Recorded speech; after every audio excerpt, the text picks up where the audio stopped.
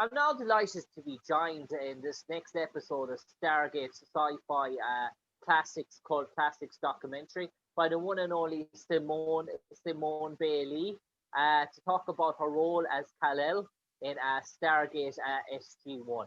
And Simone, I suppose a decade on now since roughly your time in Stargate SG1, does it almost feel like yesterday that you're walking around the set, the production set, shooting your episodes in Stargate, or has the time really flown by, or does it almost feel like that you're back there yesterday?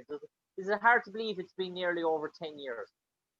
It is hard to believe it's been so long. And luckily, the fandom is so strong globally that all of us cast members, which we all feel like family, we still get to see each other and have cast reunions of sorts through conventions. And also there's a Stargate role-playing game that just was released. So we did an online role-play game of that. And I love going back to watch episodes that either I was in or other people were in, and it's incredible. I love the whole franchise so much. It's very near and dear to my heart.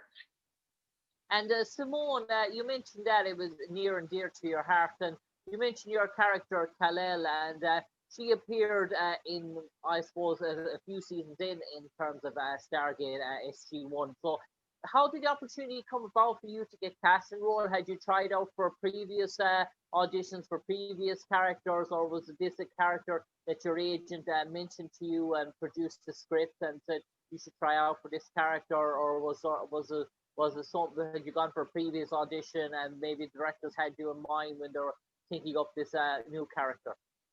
Well, luckily, this was my first audition for Stargate SG1. And when I first got the audition through my agent, I was led to believe it was maybe a one episode part. And so I started in season 7, and then I recurred in season 8 and then season 9, which was really exciting to me. And at first, when I began the role, I was this Jaffa Haktil warrior woman on the planet Haktil.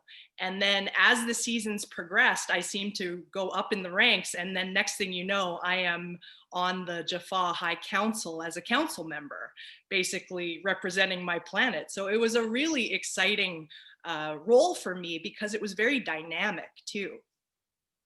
And Simone, you mentioned that in terms of you got cast in the 7th season. I suppose you were fully aware then of what Stargate was about in terms of how big a cult following. Obviously, after season 2, come season 3, it had grown to humongous heights in terms of not only but the USA, but globally, worldwide. So you learned a role in probably season 7 of what it was became a sort of sci-fi phenomenon, a big sort of player in Stargate. It almost feel like so many doors are and windows of opportunity are opening up for you. Absolutely. I was so fortunate to be part of the show because when I first started, I was fairly young in as a person, but also in my acting career. I had come from professional theater, and I had, performed with a Shakespeare company and toured and done all that. And getting the role on Stargate SG1 was one of my first TV roles, and I learned a lot. And luckily, I was in the hands of a very professional people, but really good-hearted, fantastic people to work with. And the caliber of everything on Stargate SG1 was top-notch. And so I feel so very fortunate to have been part of it. And definitely that laid the groundwork because the show is so globally beloved and highly revered that looks great on a resume. And also it's just opened up a lot of networking opportunities for me, collaborating with other people. For instance, Peter DeLuise, who directed me on Stargate SG1, he and I, after Stargate, we did a short film together acting opposite each other. So, because he's an actor obviously as well, he was in 21 Jump Street. So there's those kinds of collaborations that keep going, and I'm always very pleased and happy to be part of continuing the legacy in however that manifests. And Simone, you mentioned it was one of your first early opportunities for you, and coming from a theatre sort of stage sort of background. Were you had you was sci-fi an area that you want to explore, or is it just that basically your talent agent said, look, this is a good opportunity, this is a season sort of show. I think it would be good for your sort of career. Had you seen yourself going down certain sort of routes as an actress, or were you open to anything and everything at that stage starting off? I'm always open to any good quality project. And it doesn't mean it's high budget all the time. It can be low budget, but it's the caliber of well, it starts with the writing and the story, and then the people that you get to work with. But I've been really fortunate. I luckily have been on a lot of sci-fi television, and I wouldn't have predicted that my career would go that way, but I feel incredibly fortunate because I do love sci-fi. I find it really interesting and creative, and a lot of times there's that allegory there where it kind of puts a reflection on what might be happening or has happened in history and society, and then it kind of puts it into the show. So I think we gain so much from sci-fi, whether it's entertaining but also just giving us a different perspective. And Simone, you mentioned there in terms of getting cast as the character Kal-el. I suppose you had rough in season 7.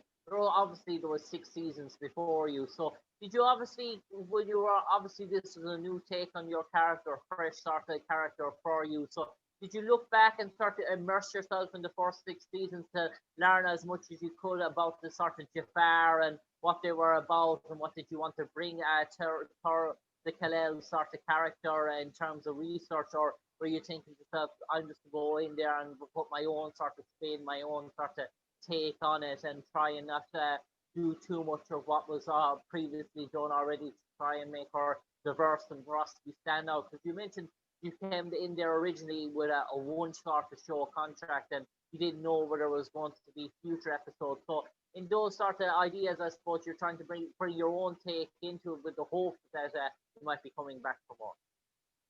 Absolutely. Yeah, you always, as an actor, want to have a grasp of what the show's tone is and who the main characters are, how it's played and acted, because you want to fall in line and complement the style and the tone of the show. So I definitely did as much research as I could before I started the show. I also take my analysis of the script and then put my own thumbprint on it. But definitely you want to rise to the challenge and make this as great as possible, because there's so much amazing craftsmanship on all levels, from the costumes. I mean, you would go into the warehouse of the costume warehouse and you would be blown away that they were handcrafting leather outfits like the one I wore in season 7 and 8, and then the props and the weapons, and just the going into the full-size gate room, and the dial on the gate actually spins and the chevrons really lock.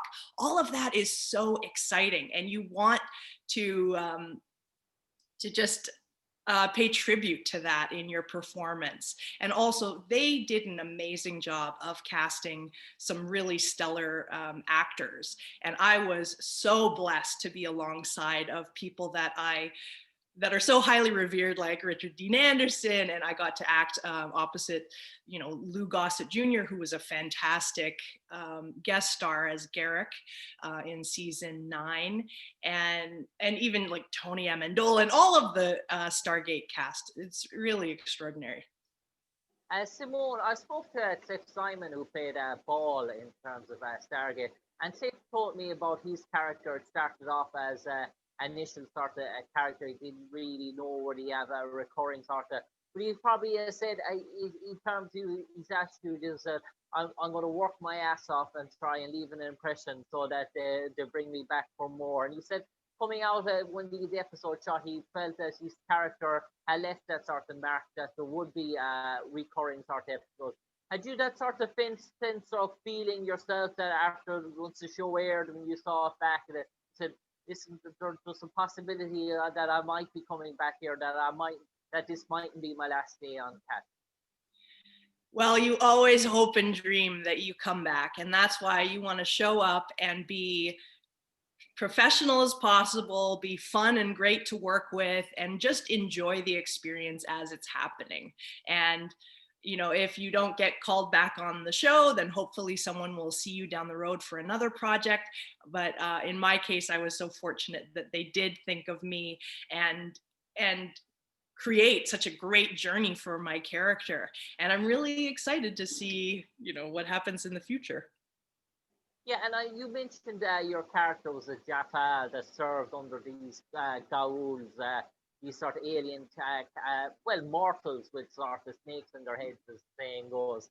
But in terms of the sort of, I suppose, the scenes and how you're acting in terms of the staging of the off-world experiences and on-set sort of shooting locations, can you describe to me what a typical working day was for you in terms of getting up in the morning from when you arrived on set to putting on your costume to initial takes? Were you talking 10, 11-hour days of the shoot?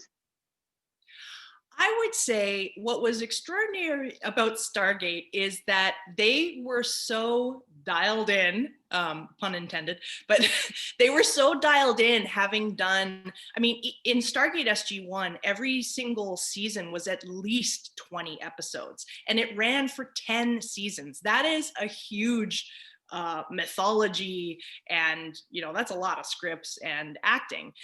So they had it all dialed in. So when I first arrived in season 7 in episode 10, which was Birthright, it was written by Christopher Judge. My character was created by Christopher Judge, so that was really exciting. But I was in such good hands that I was acting alongside the SGC team, so all of the leads, which I was so fortunate, and I could learn acting tricks from them. And also they just made it so welcoming. But I showed up with such curiosity for the show, because you never truly know the caliber of the creation that it's going to be, especially when it's otherworldly.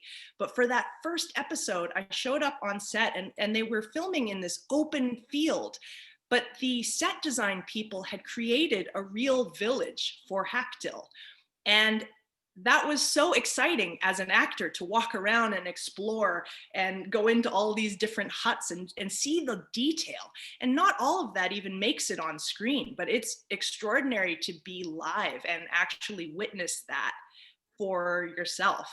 And that carried on through all the seasons. Another thing that was really impressive was it's very rare in a TV show to work at 2 different studios. Usually, like, they'll have, a couple stages on the same lot, but this show was so massive, they would have 2 different studios that we'd go to. So I was just constantly impressed, and I was very wide-eyed and appreciative of the entire experience, I would say. And Simone, we spoke to Gary Chalk as well, who played Colonel Chekhov in Stargate SG1. And Gary, obviously, he knew Richard Dean Anderson from his time in MacGyver. They had done a numerous sort of episodes together. And he probably spoke, when he arrived on set, he said meeting Richard was almost like old buddies reminiscing over sort of good times. But in terms of yourself, you probably knew Richard Dean Anderson from MacGyver, and probably, obviously, everyone heard of him growing up. So what was your first experience of coming face to face with Richard on the initial?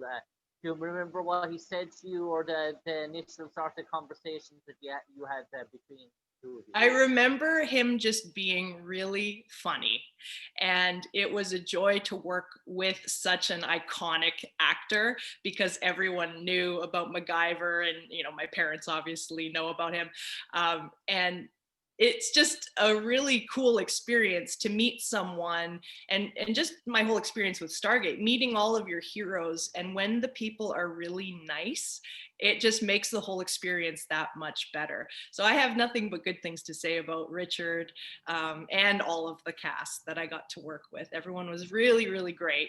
And like, it was that perfect marriage of professionalism and just hilarity on set. So when the cameras were rolling, we were very serious and everyone did their job. And often, and here's something that the fans might not know, we filmed very quickly. So honestly, a lot of times I would get maybe 1 take, maybe 3 takes, and that was it. So you pretty much had to nail it. And if you nailed it off the first take, they would just move on and they'd be like, great, okay, we're gonna keep shooting other things. And I would always be like, oh, are you sure you got it? You know, but yeah, so it was just one of, I really do look back fondly and think it was one of the best experiences of my life as an actor. On that note, Simone, final question to you now, and I suppose Yeah. probably the hardest one, but I start to finish with this sort of question. And in terms of your character, Kal-el, if someone put her into a sort of a Stargate sort of dictionary and they left 2 blank sentences underneath it, and they told you, Simone Bailly, as in portrayed Kal-el, to write those 2 sentences to sum up Kal-el, what would you like those 2 sentences to read?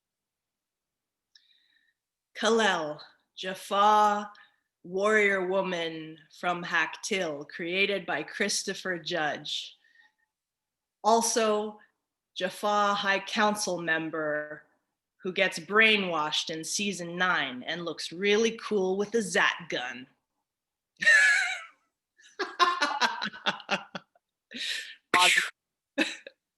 On that note, Simone, a pleasure talking to you today to relive your memories of playing Kal-el in Stargate SG1. No doubt there's some probably humming and hawings down the pipeline that a future Stargate movie could be in the horizon or around the corners. It's probably something that's being worked on behind the scenes. And no doubt, I suppose, if an opportunity came for you to play a cameo role in that, there'd be 2 thumbs up from you, I imagine. Yes, I would hope that it's bigger than a cameo role because I want to be right back there playing with the Stargate family again and exploring more of the galaxy. Yes, absolutely. In a heartbeat. I would be honored. I would be honored to come back. On that, Simone, a pleasure talking to you this evening. Stay safe and take care. And no doubt there'll be an awful lot of future enterprising Stargate or even sci-fi related projects in your future. Take care, Simone. Yes, absolutely. Thank you so much for having me, and much love to you and all of the fans out there.